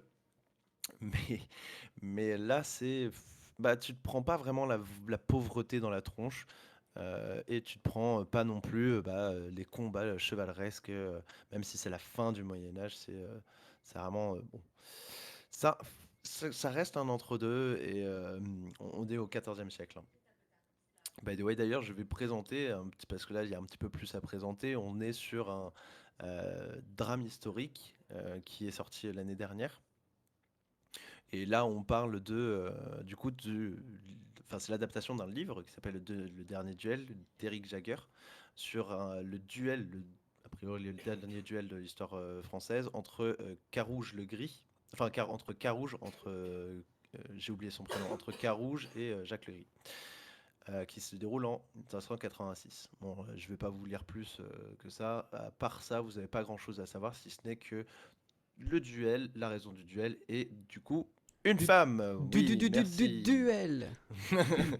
C'est ça, et pas deux gamins qui jouent à un jeu de cartes pour remporter de l'argent, ce qui Mm, pour moi aurait eu plus de sens. Mais non, c'est bien vrai. sûr, même dans l'histoire, on se bat pour des gonzesses. Et pas pour avoir leur cœur, hein. Non, non, non, juste pour savoir qui... Qui Bon, a je vais raison. pas vous spoiler, hein. Bon, qu'est-ce qui lui est arrivé, qu'est-ce qui s'est passé avec elle. Bref. Là-dessus, je vais vous passer la réalisation parce que bah, vous connaissez Ridley Scott, hein, et en vrai, c'est pas... C'est du sempiternel de Ridley Scott, quoi. C'est de la grosse réalisation, on a des beaux décors plantés. La photo est quand même sympa, globalement, très réaliste, c'est sombre, c'est gris. Ça, c'est une patte que j'ai bien appréciée. Par contre, sur la réalisation, c'est classique, hein, c'est très classique. C'est un beau montage, c'est propre, mais ça donne vraiment rien de foufou. On n'est pas sur quelque chose d'original non plus. Bon, vous voulez voir un petit peu de féodal, vous voulez voir des gens se taper, et bah pas tant que ça, allez plutôt regarder Game of Thrones parce que ça se tape plus là-bas, alors que là, les scènes de guerre, bah, en fait, on voit plus de gens partir à la guerre que de scènes de guerre. Ce qui est un peu particulier pour du moyenâgeux et surtout pour du Ridley Scott qui est quand même bankable et qui donne à voir des choses un petit peu, je sais pas, dantesques avec des grosses scènes de combat. Non, non, c'est des scènes de combat toutes petites. Je sais pas où ils ont mis le budget là-dedans, mais bon, c'est pas folichon. Après, si je parle des acteurs, bah, j'ai franchement déjà pas beaucoup d'appréciation pour Matt Damon et, Ah, moi, je trouve qu'il est éclaté, Matt Damon. et son compadré Ben Affleck. Sauf dans quelques films, hein. Ben Affleck, on peut pas dire qu'il a pas été bon euh, dans le Gone film. Girl. Hein? Gone Girl. Merci, exactement, dans Gone Girl. Dans T'en Justice prie. League. Dans Et Justice Matt League. Damon, on peut pas dire qu'il a pas été. Oui, Justice League, exactement. Pardon. C'est un peu. Et, et Matt Damon, on peut pas dire qu'il était mauvais dans Alone on Mars, mais globalement, c'est pas des acteurs que j'apprécie énormément. Et là, ils m'ont donné le penchant que je vois d'habitude. C'est des bons acteurs, c'est des bons acteurs américains. Ils sont très professionnels, ils savent donner leur rôle, ils savent donner leur ligne. Ils sont très très prenants à l'écran. Ils savent être différents par rapport à leur rôle qu'on leur donne, mais ça envoie rien dans la gueule, quoi. On se prend pas une claque. Adam Driver, comme d'hab, je l'ai trouvé encore sympa. Franchement, j'aime bien ce Moi, qu'il je l'aime donne à bien, Adam l'image. Driver.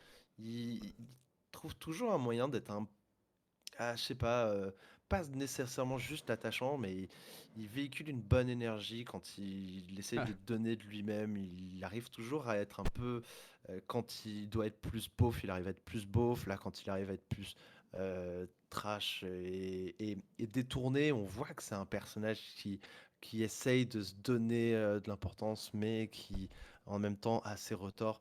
Euh, Alors que Matt Damon est censé jouer le bourru, et franchement, bah, à part le fait qu'il ait une grosse cicatrice et qu'il ait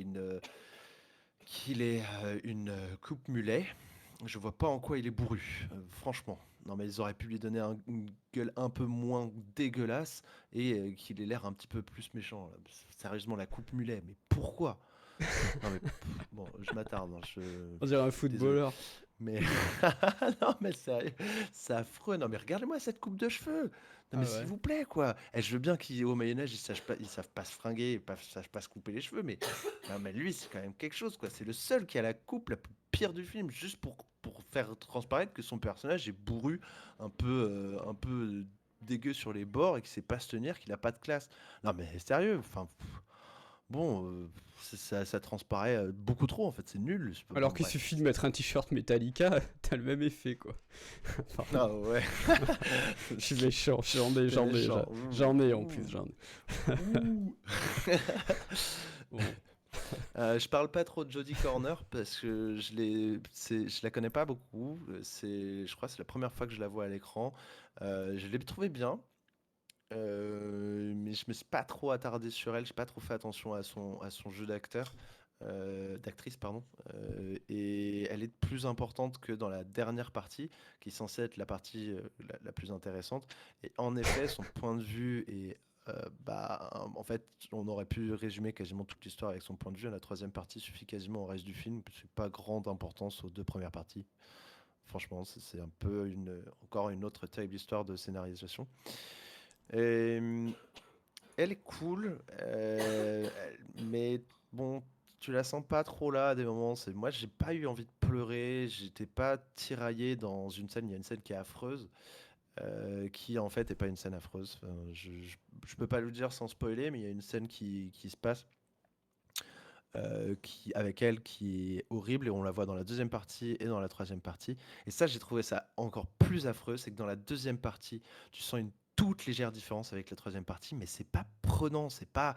Il y a des films où quand tu vois quelque chose d'affreux, t'as envie de crever tellement c'est horrible à voir. Et moi, je me disais, mais du coup, dans la deuxième partie, vu comment c'est moyen, c'est pas si horrible, et vu que c'est du point de vue de l'homme, ça se passe avec une femme, donc forcément, le point de vue de l'homme est toujours à son avantage, hein, normal. Et le point de vue de la femme, moi, je m'attendais à quelque chose de terrible, quoi. Et bah non, c'est pas. Non, c'est un tout petit poil différent. En fait, ils ont tourné deux fois la même scène. Et ils se sont dit, bah, on va prendre cette partie-là pour la troisième partie, on va prendre ça pour la deuxième partie. Et tu te dis, oui, il a voulu faire des toutes petites différences, mais c'est c'est pas assez ressenti. Je trouve que justement au cinéma, moi, j'aimerais que ce soit plus ressenti, qu'on me montre de façon de point de vue avec la réalisation, même si c'est la même scène, de la réalisation avec un point de vue différent, que ce soit vraiment affreux.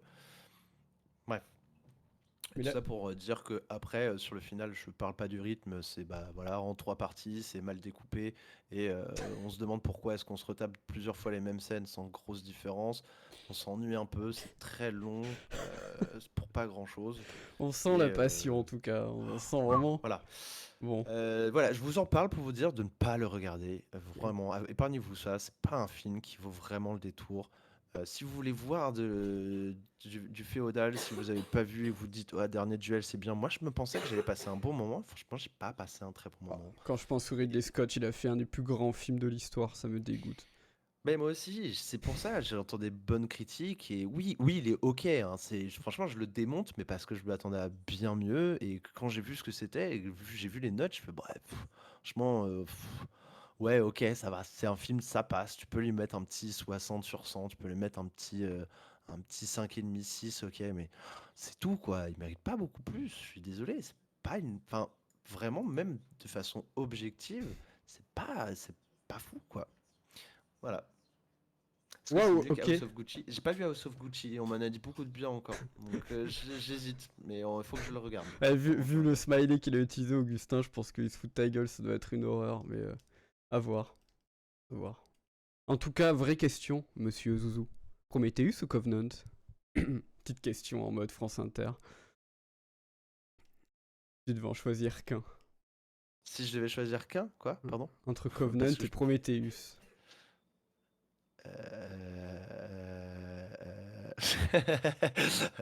Non, je pense que je choisirais Covenant. Oh waouh, attends, mais pour quelle raison? Moi j'allais dire. Enfin, ouais, vas-y, pour quelle raison? Parce que c'est Alien. Prometheus, c'est pas Alien. C'est vrai. Prometheus, c'est joli, mais Covenant, au moins, c'est Alien. Ok, non, je voulais savoir pour quelle raison. Parce que moi je pense qu'objectivement, le film Alien Covenant est pire que Prometheus. Ah, moi aussi, hein. Moi aussi. Ouais. Mais Ouais, par ouais. contre, si tu veux voir un truc Alien ou si tu veux vraiment tu veux te purger les yeux, oui, tu peux regarder. Enfin, ça peut être un critère de choix. Ah oui, non, c'est uniquement parce que c'est Alien. C'est juste pour ça. Non, parce que j'aurais envie de voir aucun des deux, mais quitte à voir au moins du Alien et être dans un univers Alien, je préfère regarder Covenant, quoi. Parce que Ah, mais Prometheus, c'est juste des gros mecs musclés qui ressemblent à des catcheurs un peu bleus et puis des bestioles qui sont soi-disant. Enfin, t'as du poulpe et des mini face croqueurs, quoi. Non, merci, la galerie de monstres est naze, elle est pas effrayante.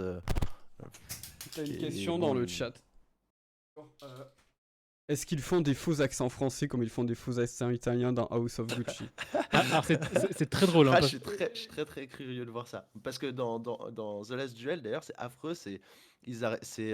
On parle anglais ricain bien vénère, du coup c'est très difficile de les comprendre parce que j'ai regardé en VO, full VO, sans sous-titres, c'est difficile de les comprendre. Genre, I'm gonna break out, you're fucking bite, Ouais, c'est Peaky Blinders. Jacques Legris, tu vois, t'es là, genre. Non, mais ils le disent avec Oh, l'accent américain. C'est vraiment c'est ouais, Jean de Carouge et Jacques c'est Legris. ça.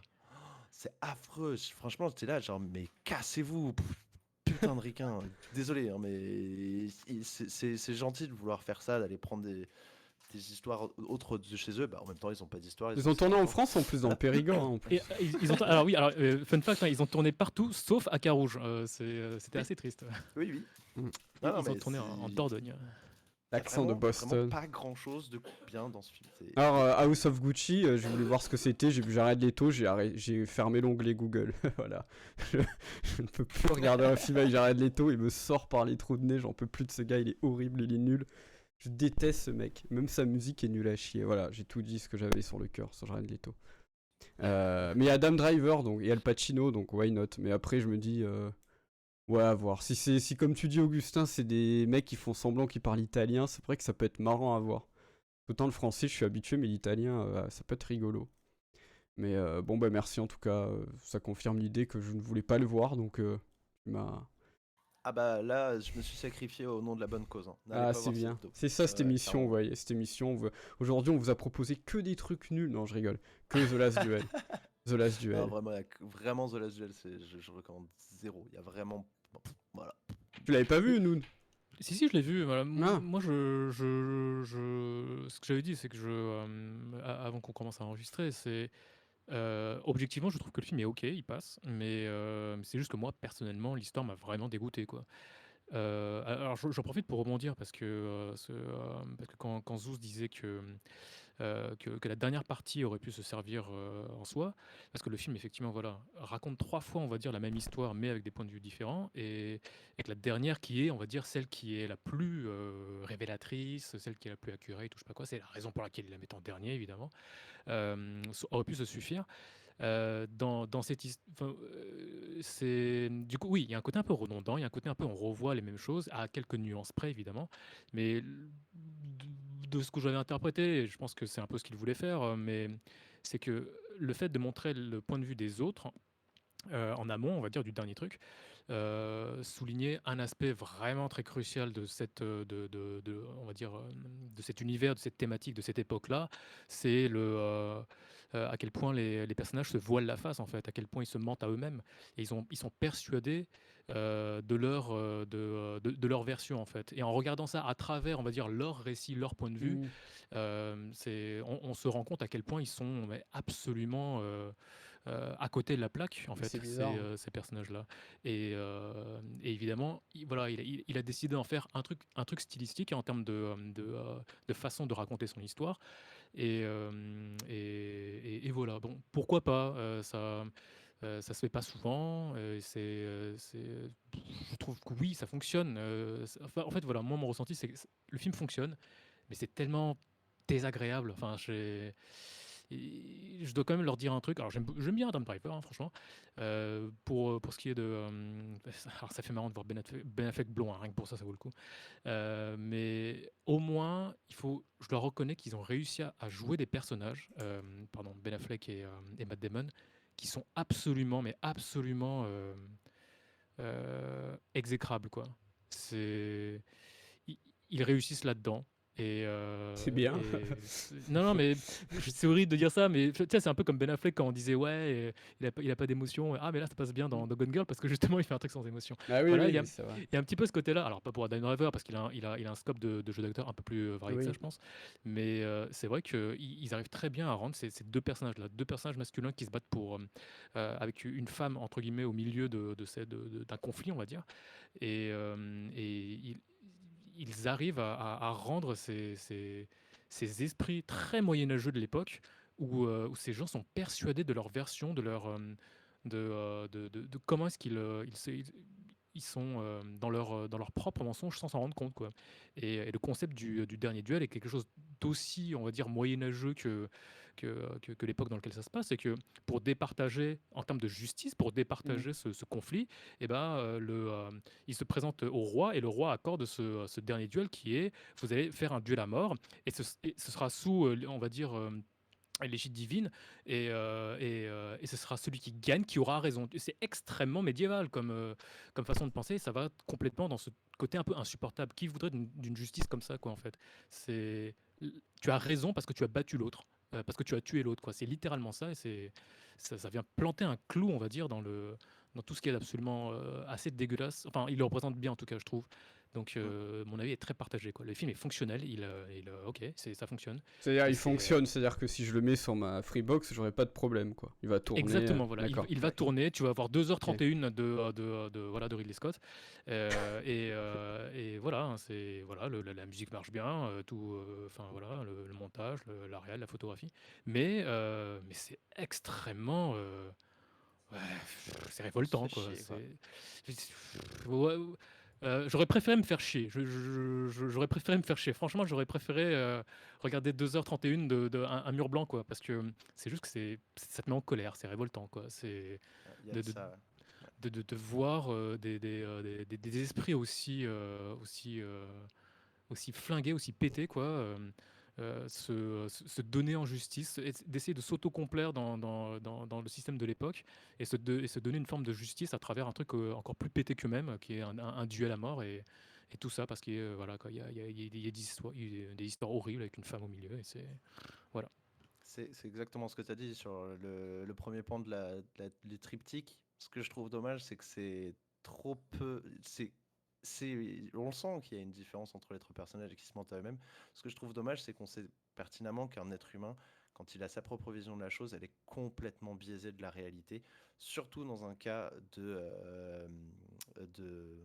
défense, quand on est jugé. Ici, quand tu vois le film, c'est quasiment les mêmes scènes. Elles sont très légèrement différentes. Il y a juste les discours qui changent, les expressions faciales. Donc c'est très léger. Alors qu'on sait que la perception humaine, elle est complètement...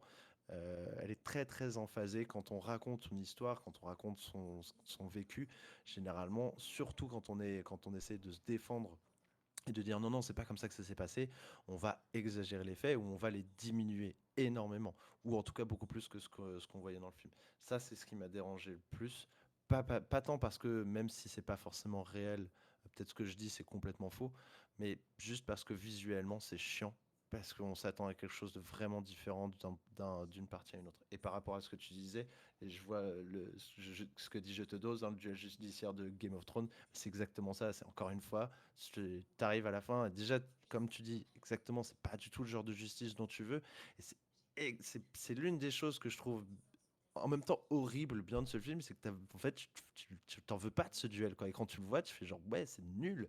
C'est même pas la résultante que j'attendais. Il y a même pas ce côté classe et puis satisfaisant de la finish et puis un tel qui gagne ou l'autre qui gagne. T'es même pas content parce que de toute manière, t'aimais aucun des deux personnages. Tu dis, Matt Damon, on l'aime pas. Et puis Adam Driver, finalement, on l'aime pas non plus, hein, même si il est plus appréciable en termes de personnage sur certains aspects et qui se rend moins détestable que Matt Damon, on l'aime pas non plus. Donc en fait, on est content pour aucun des deux. Enfin, même pas pour le vainqueur, hein, et on n'est même pas triste pour le perdant non plus. Et alors que le judiciaire de Game of Thrones, on est vraiment, c'est affreux, quoi. On voulait qu'il gagne et il perd et c'est la scène qui m'a le plus marqué de Game of Thrones. Tu te dis, mais pourquoi? Bah, pour des simples et bonnes raisons, c'est qu'on s'attache à aucun des personnages et on devrait s'attacher à des personnages. Oui. On ne devrait pas les trouver tous affreux ou on devrait s'y attacher dans leur affreusité. On a parlé de Gone Girl, eh bien, bah, je vais pas retrouver le nom de l'actrice, tu vas mettre des Jojo parce que tu Rosamund l'adores. Pike. Merci Rosamund Pike, Ah, tu m'as qui est grillé. impressionnante. Et bah, elle, tu la trouves affreuse, mais tu t'attaches au Bah, même personnage. si, Tu la même trouves si telle- on en C'est un parlait, génie Succession. criminel. Tu fais, oui, Succession, je déteste tous les personnages, je les adore en même temps, tu vois. Genre, pareil, c'est ça, tu les c'est trouves c'est affreux. Et incroyable. tu sais ce que je me suis rendu compte, je crois que c'est le petit dernier, le plus jeune, il jouait Roman, dans, c'est le meilleur. ouais, il jouait dans Scott Pilgrim. Ah oui, oui, il joue dans le Scott colloque Pilgrim. de. Bah, tu Ouais, sais j'ai surtout que remarqué en voyant. tu sais que c'est le frère, c'est un Culkin, c'est le frère du gamin de Maman j'ai raté l'avion. Ah oui? Bah oui, il a Ah la ouais, non, même j'avais tête, il zappé a ça. la tête de Oui, fou c'est là. vrai, c'est Ouais, mais vrai. il Ah, est j'avais même pas fait il est gaffe. même dans Maman j'ai raté l'avion. Bah si vous voulez sur The Last Duel, Ah. on revient sur le lobby, on a fini de parler de de ce film qui a Bah l'air de ouais, vous avoir tu énervé. peux. J'ai l'impression qu'on a passé trop de temps sur un film pour dire on le regarde pas, mais c'est bien Non, d'expliquer non, non, Ça pourquoi. me non, fait du non, bien de cracher dessus. non, mais c'était pertinent ce que disait Zouz. Non mais bien Non, sûr, je mais rigole. non, mais je trouvais que c'était assez juste. L'un des trucs qu'il avait dit à la fin pour un peu résumer le truc, c'est que euh, c'est que oui, c'est du médiéval et il y a absolument rien de classieux, de glorieux. C'est l'exact opposé de ça, quoi. Ouais. Ça montre vraiment tout le côté le plus primitif, médiéval, lié à la religion, tout ce que tu veux de l'époque. Et c'est absolument horrible. Et on se dit, putain, ben voilà, heureusement que enfin, c'est dégueulasse que ça soit terminé comme ça, mais c'est une bonne chose que ce soit terminé. C'est The Last Duel, il faut le rappeler. Mm. Et en ce qui concerne l'empathie, il disait, oui, voilà, c'est ça le problème. Contrairement à Game of Thrones, c'est que là, on a envie qu'aucun des deux gagne. Ouais, ouais. La seule empathie que l'on peut éprouver pour le cast principal, c'est la femme au milieu de l'histoire. Et en fait, tu éprouves de l'empathie que à travers le personnage qui subit toutes les horreurs du film. Donc voilà, c'est absolument pas feel good, c'est extrêmement dégueulasse quoi. Et dans ce sens-là, il fonctionne. Tu vois, c'est un peu comme enfin, j'ai pas envie que ce ressenti-là vienne, on va dire, ternir les qualités du film. Oui, bah Parce que écoutez. c'est comme si on disait, tu faisais un truc complètement que sur Geoffrey Baratheon, tu te dirais putain mais il est horrible ce personnage, mais il est bien fait, ça fonctionne bien, mais heureusement que Game of Thrones a autre chose C'est à côté, surtout quoi. le meilleur personnage. Bon, C'est c'est bah, tu vois, ça fonctionne. c'est C'est un peu mon la préf. malédiction des personnages qui doivent jouer, enfin, Mm. des acteurs qui doivent jouer des personnages mauvais, C'est quoi. vrai. Oui, bien sûr. Ils le font très très bien. Ouais. The Last Duel fonctionne très très bien, mais mon dieu que l'histoire est horrible. Ouais, clairement. C'est vrai qu'il y a un aspect qui est entre guillemets appréciable dans ce côté horrible, c'est que ça marche. On se fait se dire que le Moyen-Âge c'est vraiment de la merde. Et c'est la première fois que je regarde un film et qui me fait me dire je veux vraiment pas vivre au Moyen-Âge, c'est pété. Et en même temps, c'est un peu ce côté où parfois on dit bah on cherche un peu de réalisme, d'originalité. C'est vrai qu'il est original. Mais est-ce qu'on a vraiment envie de voir ça par rapport au côté moyenâgeux? Oui, mais dans des cas de documentaire. C'est un peu ce que je disais au début. C'est vraiment en fait, c'est quand j'ai commencé à voir le début, je me suis dit waouh cool, c'est qu'il va vraiment essayer de donner quelque chose de plus documentarisé. Il va vraiment essayer de retranscrire une histoire vraie de façon réaliste et un peu romancisée. Mais bah non, c'est pas ce que j'ai ressenti. J'aurais Je trouve préféré le que voir en c'est pas marqué. documentaire. Ouais, clairement. Je suis d'accord avec toi. Ouais. Il y a des films qui arrivent à te donner des côtés vraiment très, très partagés, mais tu te dis, ouais, c'est un chef-d'œuvre. Là, c'est tellement négatif, c'est tellement badant, c'est tellement dégueulasse que tu t'aurais préféré regarder un documentaire qui ne mette pas autant de trucs comme ça. Mais peut-être qu'il en faut aussi des films comme ça. Je sais pas par quoi il était motivé, Ridley Scott. Lorsqu'il L'argent. voulait faire non, mais au-delà de l'argent, je veux dire, est-ce qu'il a vraiment mis son cœur à l'ouvrage? Est-ce qu'il Oui. ça lui tenait à cœur une histoire comme ça? Peut-être, j'en sais rien, à part l'argent, je veux dire. Et peut-être que c'est aussi nécessaire d'avoir des films comme ça. Voilà, je sais pas si j'ai envie de le recommander. J'aurais pas envie de le revoir, mais dans mon regret de l'avoir vu, je me dis quand même que ça fonctionnait bien, quoi. Et bon, bah, heureusement que c'était The Last Duel, quoi. Ah là là. Alors j'allais te dire, c'est intéressant ce que tu dis parce que ça me fait penser que en un sens, c'est pas une recommandation à voir, c'est pas une recommandation à ne pas voir, mais si vous voulez vraiment aller regarder quelque chose un essai un peu raté et aller regarder qu'est-ce qu'il faut pas faire si vous voulez faire quelque chose de similaire, bah allez voir ça. C'est genre vous apprendrez qu'est-ce qu'il faudrait pas que vous fassiez si vous voulez regarder quelque chose de similaire. Comme The Room, quoi. Mais si vous voulez Un peu si vous voulez pas faire un truc ultra badant ni rien, enfin, si vous êtes trop heureux un jour, si franchement vous êtes tellement heureux que ça en devient problématique, regardez ça ou Le Tombeau des Lucioles, quoi. Ça va mettre un peu à côté en termes de badance, sauf que The Last Duel est hard. beaucoup. Hein? T'es hard. Bah, je trouve quand même, hein, alors pas pour les mêmes raisons évidemment, hein, il y a quelque chose un peu plus poétique peut-être dans Le Tombeau des Lucioles, mais Ah non, parce que le tombeau des Lucioles, moi j'ai vraiment pleuré, ça faisait très très mal. ah oui non, Tombeau des Lucioles, t'es triste. Dans The Last Duel, tu dégueules parce que T'es atterré. t'es vraiment, tu trouves ça dégueulasse, quoi. Évidemment, c'est pas pour les mêmes raisons, mais tu vois, si je me dis qu'il y a des films qui existent comme Le Tombeau des Lucioles qui ne sont pas joués pour un sou, ou alors le peu de moments de joie qu'il y a, ça se fait dégommer par la suite. Pourquoi pas, tu vois, The Last Duel, mais ouais, j'ai été plus révolté par The Last Duel que par le Tombeau des Lucioles. Je sais pas si c'est forcément, ça en dit plus sur moi que sur les films, Ah, mais, ça en dit long sur toi. mais, mais je trouve que voilà, ça a un sens que ce genre de film existe et bon, ça nous rappelle aussi que c'était ça. Hein, et moi, ça m'a fait beaucoup réfléchir et ça m'a donné une nouvelle vision au mot qu'utilise le tortionnaire de Marcellus Wallace dans Pulp Fiction quand il dit je vais te la jouer médiévale. Franchement, j'ai compris à ce moment-là, quoi. Je vous laisse faire un petit tour de ce que vous voulez voir en ce moment. Je vais vous laisser 30 secondes, je reviens. Vous pouvez continuer. Remplissage. C'est parti, Zouzou. Allez, soyons les bouches-trous. Alors, qu'est-ce que t'attends j'y vais, mais je te le pose à toi, du coup. Qu'est-ce que t'attends comme Je te film l'envoie, tu me le renvoies direct. Bah Exactement. on dirait qu'on fait une partie de Windjammer tellement c'est rapide. Ah là là, tu vois, ce serait excellent ça. J'adorerais refaire une partie de Windjammer. Je crois qu'il y a le 2 qui est sorti il y a un petit moment, mais ouais, on vous recommande un Windjammer.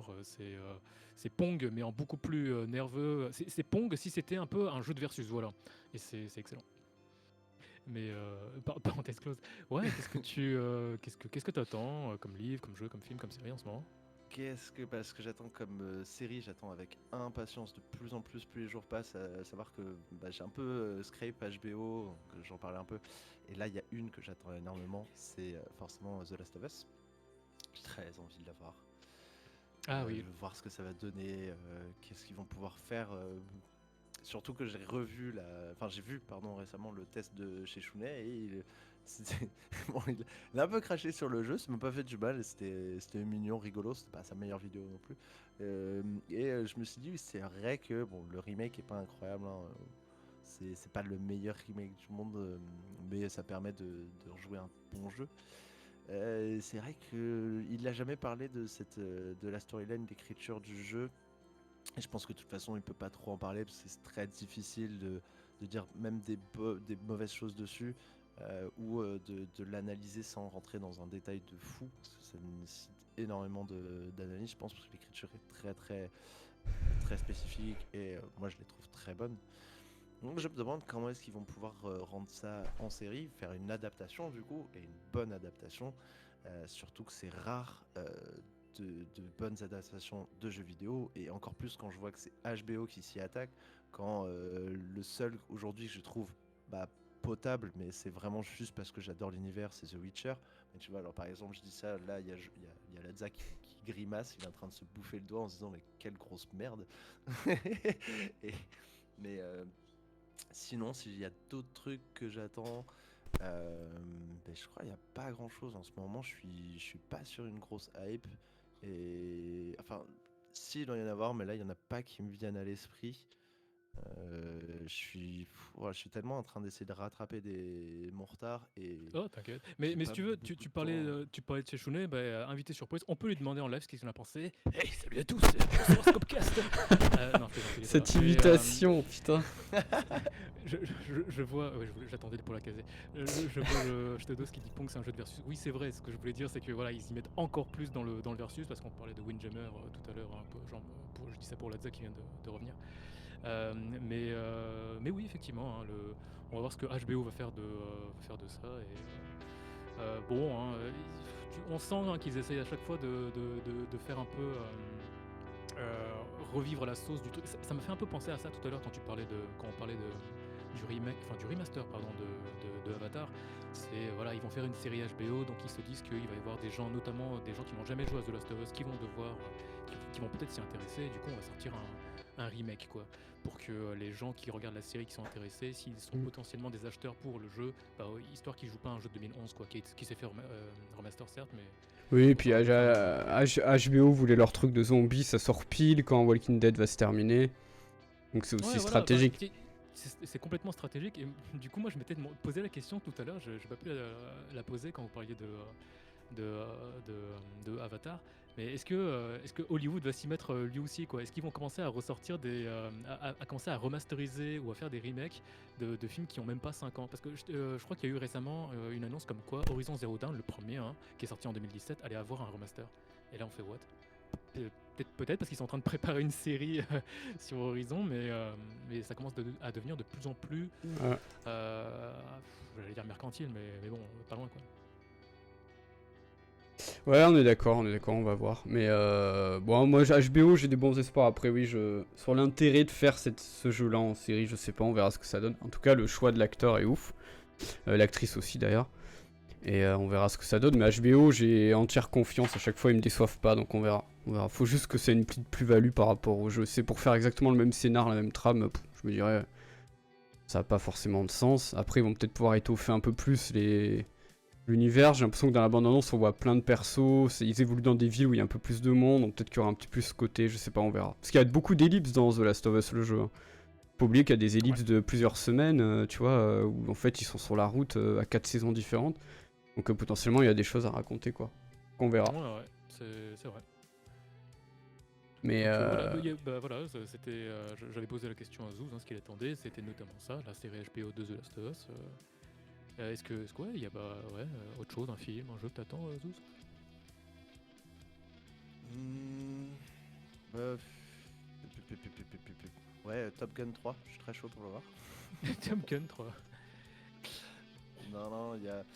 C'est vraiment là, dernièrement, je suis pas. Enfin. Si, d'ailleurs, j'ai très très envie de voir la saison 3 de The Witcher. Oui, j'aime bien quand même. C'est pas incroyable, mais j'aime bien. J'ai trop accroché, j'aime trop l'univers, donc je peux plus m'en t'es un passer. fan Zouz d'Henri Cavill, toi Je suis aussi. bah, déjà, ouais, un peu. Je suis devenu accro à The Witcher. J'ai joué quasi à tous les jeux. J'ai lu quasiment tous les livres. Maintenant, j'ai revu les séries. J'accroche trop à l'univers et j'arrive pas à m'en lasser. Ouais, je te dois ce qu'il dit, Top Gun Maverick, j'ai fini par aller le voir, je me suis fait chier comme un rat mort. Bah Zouzou on avait parlé, il Ah. avait à peu près le même avis, non? Je sais plus ce que t'avais dit. C'était pop numéro 1. Pour moi, c'était pas un excellent film. C'est juste un bon blockbuster.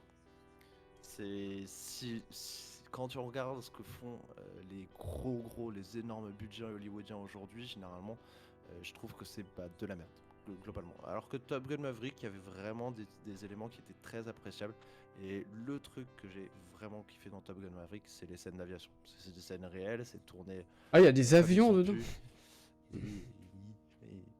Et c'est ce que j'ai vraiment kiffé. Et après, sinon, pour un blockbuster, bah, l'écriture est pas mauvaise.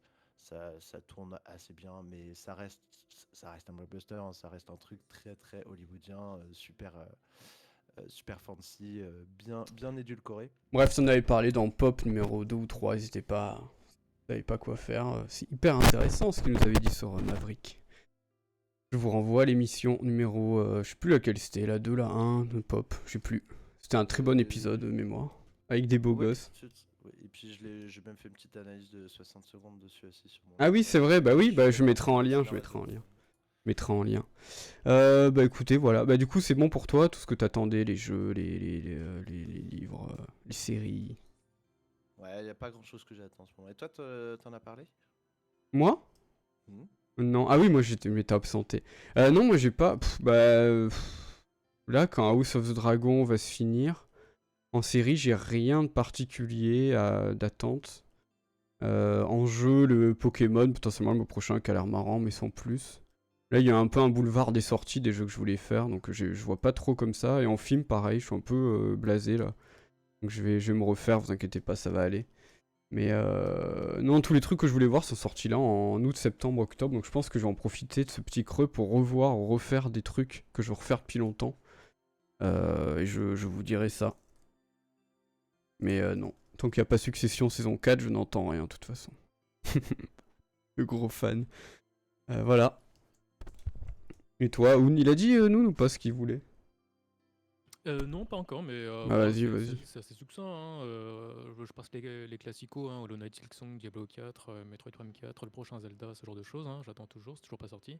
Par contre, un nouveau truc que j'attends beaucoup, qui a été lancé il y a pas si longtemps et qui sort dans pas si longtemps que ça, c'est le prochain Théâtre Rythme, hein, le jeu de rythme musical de Square Enix avec tous les trucs de Final Fantasy. Alors, je précise, hein, de Final Fantasy, du coup, ce sera Théâtre Rythme Final Bar Line qui sort le 13 février 2023 exclusivement, non, sur Switch et sur PS4. Voilà, précommandé. Ah cool, ah Bayonetta 3, oui Augustin, complètement oublié Bayonetta 3. Oui Bayonetta 3 je l'attends. Bayonetta 3, 28 octobre 2022. Ouais, On attend je de l'attends. pied ferme. Ouais, effectivement, je pense, oui, bah lui, je vais l'acheter direct.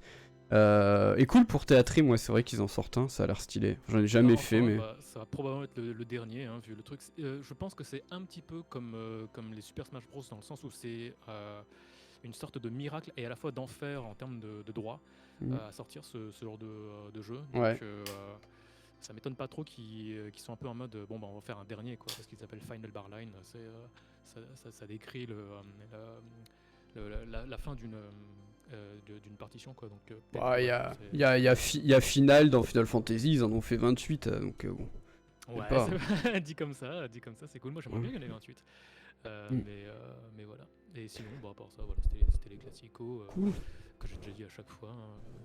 Donc voilà. Cool, bah écoutez les gars, FF16. Ah oui, bah FF16, de toute façon on n'a pas de date encore, donc ça c'est... Non, pas de date. Là on parle du futur proche les amis. Les trucs qui sortent là en novembre, octobre-novembre. Sortie film 2022. Je sais même pas ce qui sort là en octobre au cinéma. Je suis complètement perdu en cinéma là. Ah si, bah j'attends énormément le Astérix de Guillaume Canet, bien entendu. Oh là là, qui a l'air incroyable. Ça faisait mal. Hein. Il y a le Shyamalan qui a l'air pas trop mal. Il y a des trucs qui vont sortir, mais bon, faut que je me remette un peu dans les bails du cinéma là. Il est déjà sur un autre Shyamalan? Bah c'est Open Talk, c'est quoi là? Putain, je me rappelle plus. C'est Knock on a Cabin on the Wood. Ouais. Ah oui. Et comment ça déjà? C'était quoi son dernier film? C'est Old, sur la plage là, les gens qui vivent. Ouais, c'est fin 2021, mais avec le Covid il avait été retardé de ouf et tout. Ouais, il a pas eu un très bon succès, apparemment c'est pas une folie. Hein, il y a God Simulator 3 en novembre, bah chaud. Je l'achète. Ah ouais. On le fera en stream, voilà. Bon bah écoutez les amis, merci. On a largement débordé parce qu'on a fait 1h45, normalement le format c'est 1h20. Mais il y avait du monde, on a parlé de plein de trucs, on a passé 1000 ans sans The Last Duel pour dire qu'au final c'était un film, un chef-d'œuvre à voir absolument. Non, je rigole. En tout cas, bon, faites-le. On va dire pour résumer, si je me trompe pas, The Worst Person in the World à voir, c'est cool.